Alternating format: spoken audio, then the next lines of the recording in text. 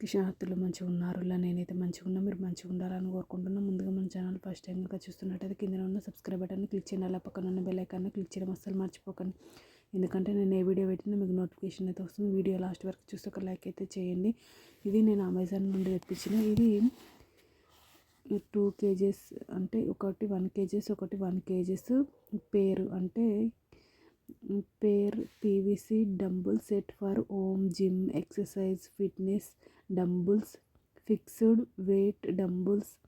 ఇది 1 kg into 1 kg అంటే 2 kgs 2 pics.